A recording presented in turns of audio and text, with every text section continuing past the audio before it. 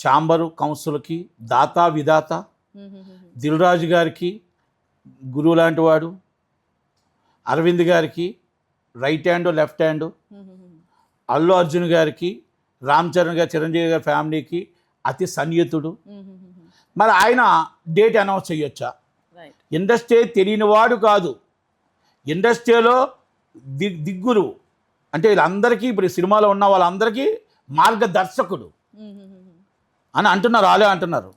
ఆయన లేనిదే మా ఇండస్ట్రీ లేదు అని అంటున్నప్పుడు ఈ విధంగా డేట్ అనౌన్స్ చేశారు అంటే ఒకవేళ నిర్మాతలు చెప్పుండాల, లేదు అంటే హీరో చెప్పుండాల, లేదు అంటే అక్కడ ఆయన కావాలని ఆ సినిమాని దెబ్బ కొట్టడానికి ఏమైనా బయట అనౌన్స్ చేసి ఉండాలి.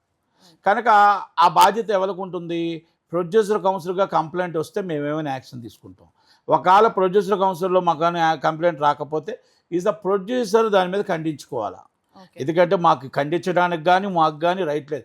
అన్నీ తెలిసిన ఎస్కే అన్న గారు మరి ఇండస్ట్రీకే ఇప్పుడు పెద్ద వ్యక్తి.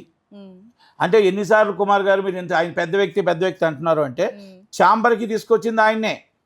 మొత్తం ఛాంబర్లో కౌన్సిల్లో అన్నింటిలో ముందు పెడుతున్నారు.